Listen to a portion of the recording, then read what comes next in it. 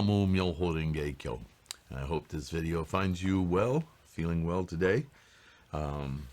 If not, hopefully it will help you find the right aspect, the right insight, the right inspiration for your renewed vigor in practice and therefore your life condition. Namo Myoho Renge Kyo. All right, we are continuing. Break the spine on this book. Excuse me, on the letter to, I want to say her name right, Konichi-bo, a lay nun of Lotus Sutra practice, one of a convert to Nichiren's scholarship, if you will, on the Lotus Sutra, who not long ago lost her son, a samurai. And so he's, her concern, as she wrote a letter to him, was on the karma of her son, the meaning of his life in terms of he was a professional assassin, a warrior, and yet a very devout follower of Nichiren's doctrines. So how do the two play against each other, right? So Nichiren, as we heard in part one, spent a lot of time giving her examples throughout not only history, but the teachings, the storytelling of Buddhism, repeating the meaning of the discovery of one's Buddha nature in one's lifetime.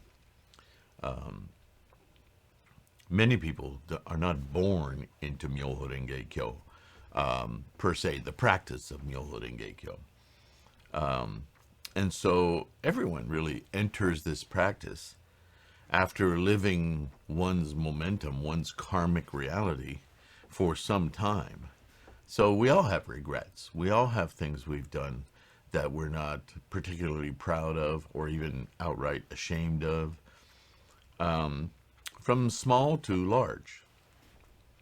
But the promise of Myoho Renge Kyo, the promise of the ultimate method of practicing the Buddha's teachings, the Dharma, provides that to the degree that you're committed. We talk about resolve all the time, resolute mind, having conviction in what you might say, sorry, food, not my fingers, what's on my fingers.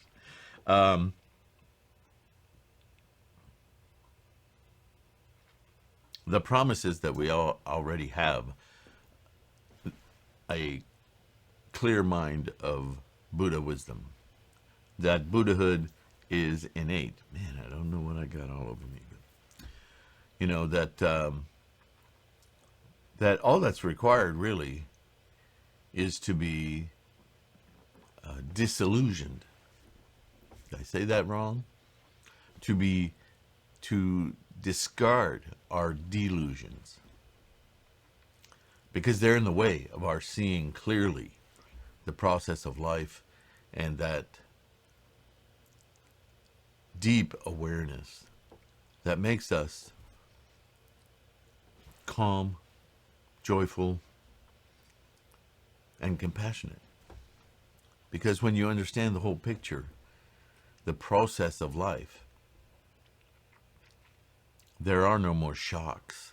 There are no more really swinging emotions from elation to hell, to anguish. Because your understanding is so profound that all of it, though it may raise feelings, I'm not saying we become sociopaths with no empathy, quite the contrary. Our empathy comes from our deep, profound understanding of the way the life process works. And so nothing shocks us anymore. It may alert us. What I'm saying is we don't have this broad band of emotion swinging us every which way from moment to moment. we reduce that, we calm that down so we can see objectively and respond accordingly. Bodhisattva practice. But all of that is to say that we all make mistakes. Certainly not just prior to our adopting Myoho Renge-kyo and practicing, but even while practicing, we're still human. We're still in the game, as it were. So it takes a very serious degree of commitment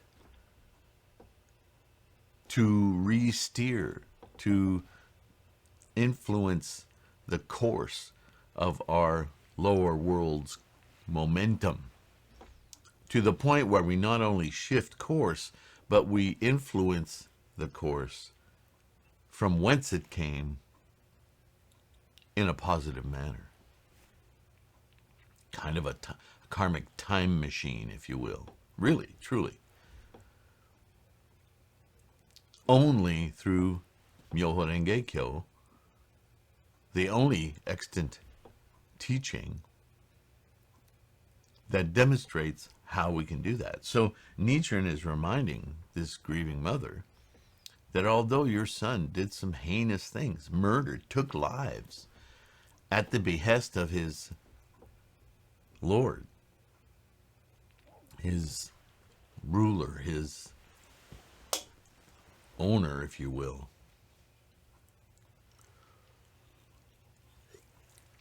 much like a modern-day soldier, our 20-year war in Afghanistan, and in the Middle East entirely, and all over the world, the United States is an aggressor, and they send young men to sort of put their knee on the throat of other cultures. Whether or not that's appropriate, I'll let you be the judge. As a Buddhist,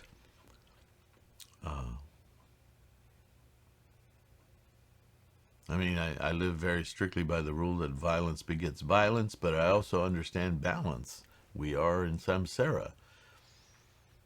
And if harming somebody is the only seeable path in order to stop a great number of ills, a great number of, you could say murder is terrible no matter what. But as we've read already, and in this Gosho, if you kill a serial killer just as he's about to continue his murdering spree, and by stopping him or her, in order to not be killed yourself, you must harm them to the point that they die. That's not to say that murder is justifiable, but the cause and effect relationship is far different. And that brings me to my next point. We're not completely aware of all of the karma that comes, that we are a formation of in our lives. Look at the playlist on the 3,000 Realms, Origin of Life, where we actually come from. We're not aware of all the complexities of the energies that make up what we call a self, which is the primary delusion, right? So when we go to Gohonzon and we chant that find a better job, or that our sickness starts to heal, or that a sibling has an easier time of things, whatever motivates us to chant to our mandala of Gohonzon, those are obvious things we're experiencing. But understand this, that while you chant, while you are in the act of practicing the method of Myoho Renge-kyo, you are doing far more than that. though you may well be unaware. As a human, you simply are. Your human experience hasn't yet fathomed this entire ship of life that you represent. And when we chant the Daimoku, Myoho Renge-kyo, look at my videos on the 9 consciousnesses. I have some white papers on the threefoldlotus.com site that you can read on that, the 9 consciousnesses. That Daimoku, that call, that invocation for our clear-minded Buddha nature that can see our entire ship of karma, if you will. And we begin to affect, we begin to influence and alter not only the karma, the residual or the experiential karma that we are seeing, hearing, feeling, tasting, and so on in this lifetime, but the roots of those things that we experience, that karma, that makeup that brings us to this experiential moment, is too being affected, altered, diminished, or expanded, as it were. That karma that gives us the good fortune to even be communicating with one another right now. That's amazing fortune. And whatever karmic energies are behind that, boy, expand that. Yeah, grow that. Right? And as we've already learned, that karma, as it goes far deeper than our simple birth into this samsaric existence, predates it, is shared by all of our ancestors, all of our filial relationships, all of our genetic relationship into our past and into our future. How could it not go into our future? We're altering ourselves right now. How does that not make a difference for our offspring? It's just logic, really. So this is how Nichiren is speaking to Konichi-bo, so that he can understand her grieving and show her that he understands her grieving, but at the same time showing her how our practice, and certainly from her dedicated son, was resolute. And one final point before we continue. We don't know how hard, how resolute, how committed we have to be in order to change some of the karma that's behind our momentum. Sometimes just chanting casually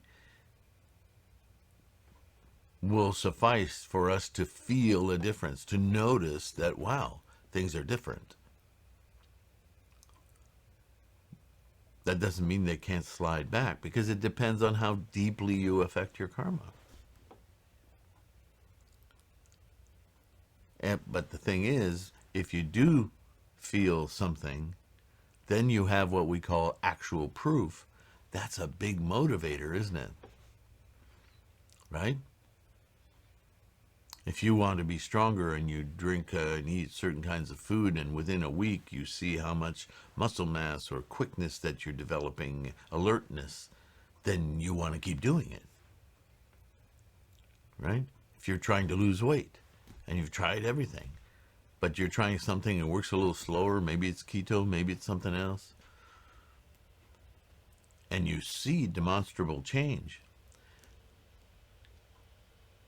depends how much convincing you need, but that's usually what it takes for our human attachments, our attachment engine, to say, well, that's a good thing. I want to keep more of that in my life, right? And eventually it becomes obvious that all that fortune comes from our karmic engine, our momentum. And here's the tool to help you augment it where it needs to be augmented, and diminish it where you don't even, it's kind of cloudy and dark, those avenues that create your misfortune, your suffering. So I guess that's a kind of a way to remind you again that you never can't go deeper in your commitment. Truly, we are in samsara. And in order to release ourselves from the bindings of samsara requires tremendous commitment. And that's what really drives this Buddhism, this practice. Right? Okay, so let's continue. In any event, Nichiren says, even though the parents may be evildoers, if the child is good, the parents' offenses will be forgiven. So we just talked about this lineage thing. If both your parents are serial killers, just because you're born to them does not mean you also have to be a serial. But because both of them are serial killers, there is a tendency, remember tendencies and conditions, there is a tendency that exists within you to nurture that behavior, right? The same way as if your friend, you find out your friend that's been friend for years, suddenly appears to be a thief. You didn't know this, but suddenly it manifests. And you don't like it. But he's your friend, or she's your friend. And you continuously justify being her friend because you've been friends for so long. And you decide you'll say something maybe the first or second time and she'll react badly and you'll say, well, I guess I'll just have to accept that about her or him. And unfortunately, by doing that, your behavior, your cause is that that's really not so bad. And that influences your little thief tendencies to go, really? Well, maybe we can do it, from time to time, not like your friend. It just takes that much, right? Because that tendency is in all of us. But certainly it awakens with our friendships, our commitments to others who we realize are nurturing those karmas.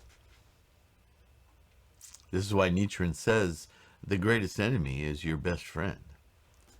Not because best friends are bad, but because through them you can manifest a lot of negative tendencies that you wouldn't otherwise have manifested. And especially when it comes to your practice of Buddhism, they are the ones who can be the greatest obstacle, wooing you away from your commitment. On the other hand, although the child may have been an evil, unlife-affirming, negative doer, if the parents are good persons, their child's faults will be pardoned. Or probably better stated, have the potential to be lessened. It's easier to lessen the karmic causes of the child because it doesn't come through a long lineage. The momentum is less, the kinetic energy is less. It's there, and it must be dealt with. But it won't be as difficult as somebody who comes through a lineage of that negative karma.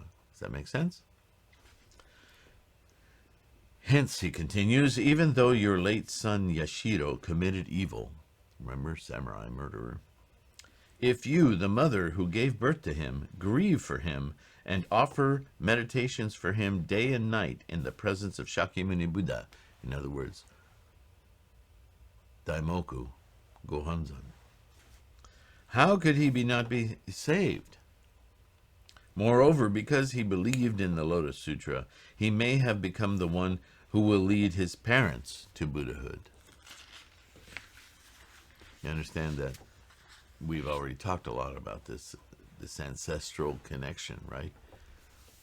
He's not here, but all the causes he made toward the Lotus Sutra are not lost. He has forever changed that energy. It's no longer kinetic. It's now melded with the potential. Well, as long as it's in the potential, it's a positive influence on all the energy of what? The life process. Those who believe in the Lotus Sutra should beware of and guard themselves against the sutra's enemies.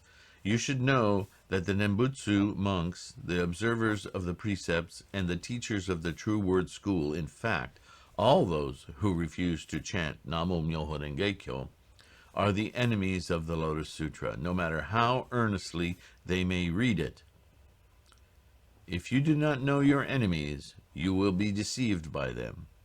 How I wish I could see you personally and talk to you about these matters in detail. Whenever you see Samibo or Sadoko, who will visit your area from the Minobu, have them read this letter to you. Place it in the custody of Myoebo. Those lacking in wisdom would no doubt mock me or criticize this letter as mere clever words on my part. Or they would compare me with others saying, quote, this monk could never match the great teacher Kobo, or surpass the great teacher Chikaku. Consider those who say such things ignorant.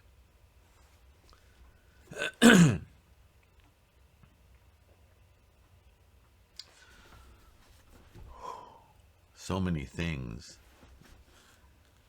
pointed out, so many behaviors, so many trip falls, so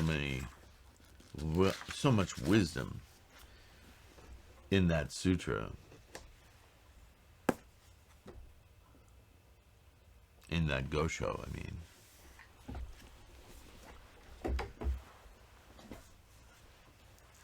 It's clear that he feels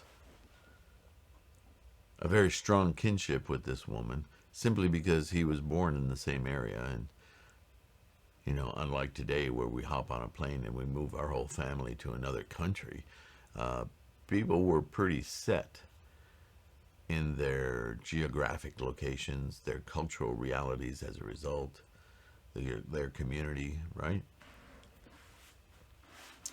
So Nichiren still has, and he talked about it in this letter, quite an affinity and a remorse for not being able to travel there because of the shogunate government. They're really keeping a close eye on him, and they don't want him unduly influencing too many of their official state-sponsored True Word School of Buddhism. That craps all over the Lotus Sutra.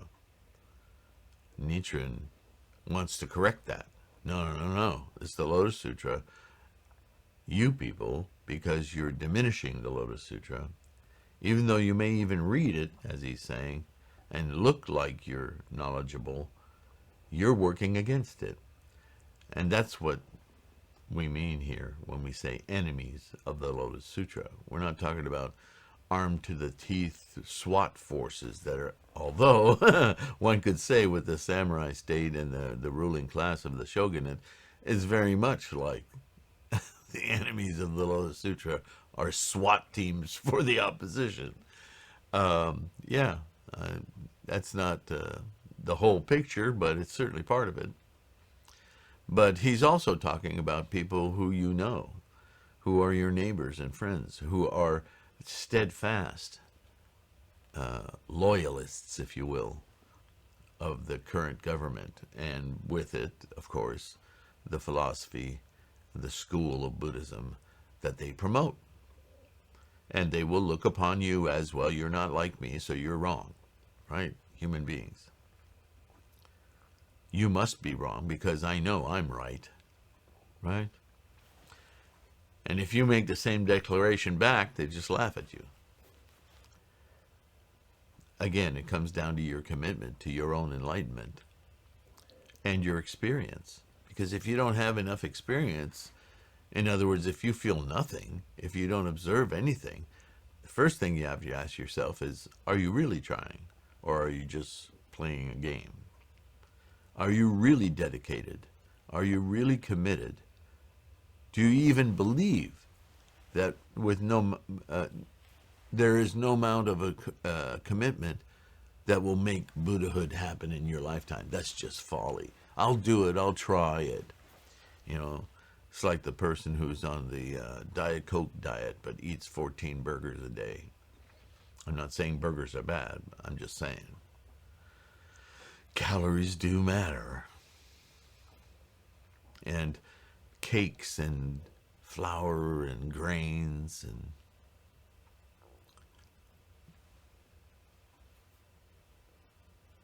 if you want to commit, really commit. I challenge you to commit with a really internal fortitude of belief, expectation. This is why I tell you, if you're having trouble with that kind of doubt, that runs deep. And don't be afraid to go to your mandala and demand your Buddhahood, your Buddha nature, your Buddha wisdom. Give it to me. I need it now. Prove to me you even exist. Of course, you're talking to yourself. You understand that. But sometimes saying it out loud, you really hear your conviction. It sneaks in behind it. Because if you go to your Gohonzon and you say, I really want to feel my Buddha nature, do it now. Do it now. What are you waiting for? You get the picture? If you do it while you're yawning, you're saying to yourself, yeah, enlightenment ain't going to happen.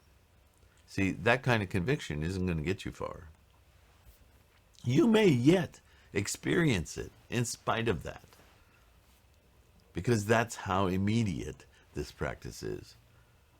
But you may refuse to pay attention. Yeah, things have been better the last couple of days. But you know, life's a roller coaster. That's how it goes. Then your commitment, your resolve, and I suspect that's how most of your life works.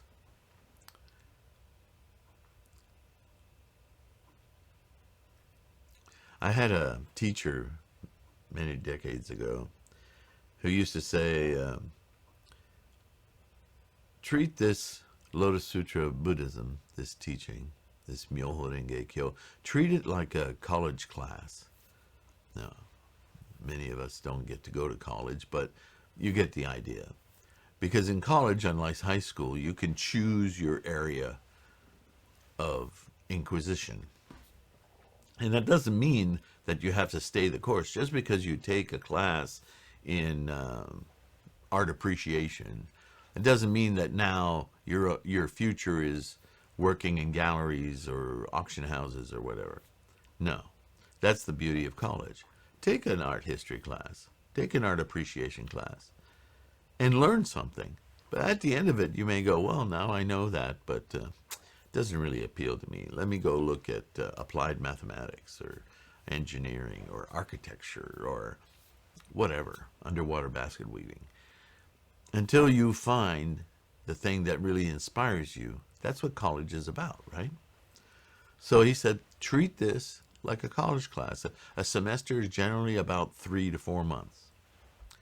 So dive into the books and commit yourself to getting a good grade in this Buddhism.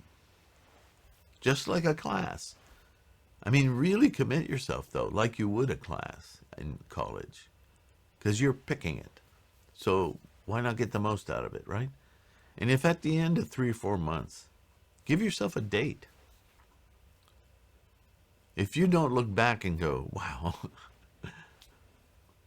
there are definitely some things in my life that are completely different now.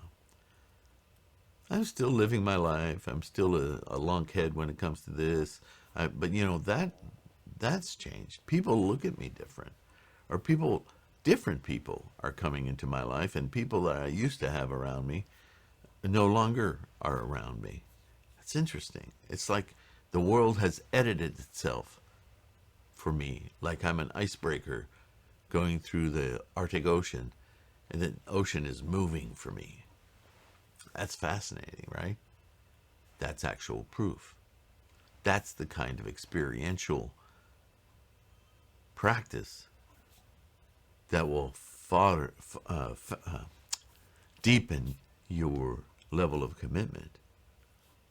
Or it'll scare the crap out of you and you'll quit for a while, but you'll always know that thing that worked, right? So I thought that was an interesting way of looking at it if you're just starting out. If you're an old hat at this and you're having doubts, well, you've already heard what I have to say to you.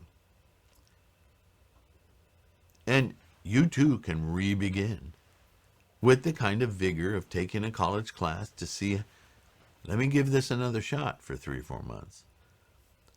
See if I don't start to re-experience a lot of the things that I thought I'd already overcome because I've slipped back into my old skin. That's very powerful. Nothing's more powerful than what you experience yourself. No matter what I tell you, anybody tells you, no matter what sutra says that you're reading, you can get insights, but those insights will come through your experience. And this is what Shakyamuni said from the start. There is no manual on how to do this correctly. The correctly part is self-made. It's your ichinen.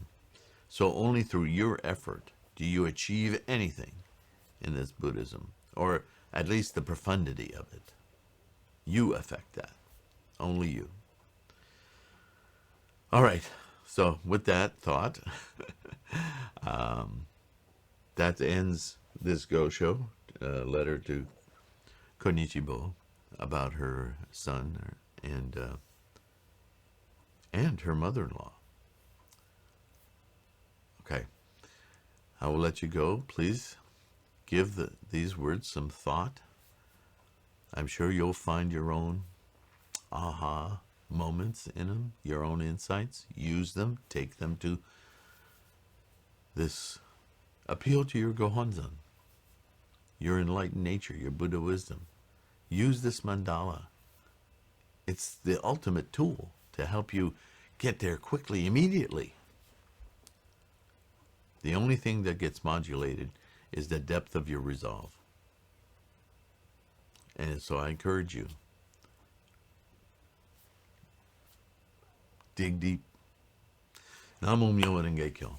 I'll see you in the next one. Thanks so much for being here. Don't forget the Buddhahood podcast, available wherever you get podcasts. And you can download the audio to these videos and listen to them anytime it's convenient.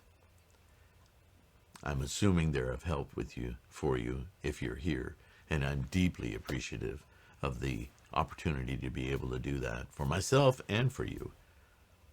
Thank you so much for your support, and we'll see you in the next one. Bye.